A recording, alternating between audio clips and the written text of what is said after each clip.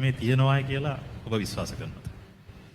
ඇත්තටම හොඳ ප්‍රශ්නයක්. ඉතින් ශාරීරික යෝග්‍යතාවය මම හිතන්නේ නැහැ උපරිමයෙන් තියෙනවා කියලා. නමුත් මම හිතන්නේ අපි මේ වර්ල්ඩ් කප් එකට දැන් මේ තරඟය වෙද්දී ඉන්ජරිස් 4ක් වගේ 4-5ක් අපේ ඉන්න හොඳම ක්‍රීඩකයෝ එළියට ගිහිල්ලා තියෙනවා. ඒ කියන්නේ අපේ ශාරීරික යෝග්‍යතාවය මත මේ යෝග්‍යතාවය ගැන පොඩි යම් ගැටලු තියෙනවා කියලා එකෙන් පැහැදිලිව පේනවා. මම හිතන්නේ දැන් මේ පහුගිය ලෝක කුසලාන කීපය ගත්තාම ප්ලේයර්ස්ලා ඉන්ජර්ඩ් වෙලා ගිය කණ්ඩායම් වලින් මම හිතන්නේ ලංකාව ඉදිරියෙම ඇති කියන එක විශ්වාස කරනවා. ඉතින් මම හිතනවා අපිට ඒ කණ්ඩායමත් තෝරද්දී අනිවාර්යෙන් ඒ කියන්නේ ගයිඩ්ලයින් මත ඉන්නවා නම් මීට වැඩිය ගොඩක් හොඳ වෙයි කියලා. මොකද සමහරලාට අනිත් ටීම් ගත්තාම ඒගොල්ලෝ ගොඩක් ඉන්නවා කියලා මට හිතෙනවා ෆිට්නස් අතින්.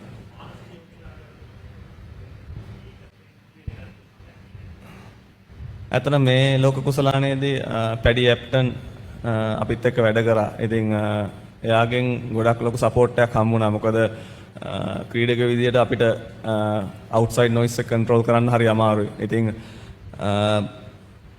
ගොඩක් වෙලාවට අපිට අහන්න දකින්න හම්බෙන්නේ නෙගටිව් දේවල්. ඉතින් ක්‍රීඩකයෝ විදියට අපි කොච්චර පොසිටිව් හිටියත් එළියෙන් ගොඩක් තැන්වල ක්‍රියේට් කරලා තියෙනවා නෙගටිව් එන්වයරන්මන්ට් එකක්. ඉතින් ඒක හරි පාඩුවක් ලංකා ක්‍රිකට් වල. මොකද මේ ක්‍රීඩාව විතරයි තියෙන්නේ. මම හිතන්නේ මේකත් රැක ගන්න පුළුවන් වෙයි කියලා. ඔයාට අද මැච් එක ඉවරලා යද්දි බලන්න පුළුවන් ඒ කී දෙනෙක්ගෙන් මෙහෙම මයික් අල්ලන් ඉන්නවද කියලා. සමහරට මේ බලලා නෙමේ අපිට සමහරලාට කට්ටිය එවනවා. ඉතින් ඒ ඇයි නෙගටිවිටි එක මෙච්චර පතුරවන්නේ? හරි වර්ල්ඩ් කප් එක පෙරදුනා. අපි හේතු දන්නවා. අපිට කන්සර්න්ස් තියෙනවා හැමෝටම. ඒවා කතා කරලා හොඳ පැත්තට හරව ගන්නවට වැඩිය නෙගටිවිටි කියන එක සෑහෙන්න ඉස්සරහට ඇවිල්ලා තියෙනවා. ඉතින් මම හිතන්නේ අපි ක්‍රීඩා කරලා යයි ඉදිරියට එන ක්‍රීඩකයන්ට සපෝට් එකක් විදියටවත් මේ දේවල් ගවර්න්මන්ට් එකෙන් හරි නැවැත්තුවොත් ගොඩක් මානසික සුවයට ඒක පහසුවක් වෙයි කියලා මම විශ්වාස කරනවා.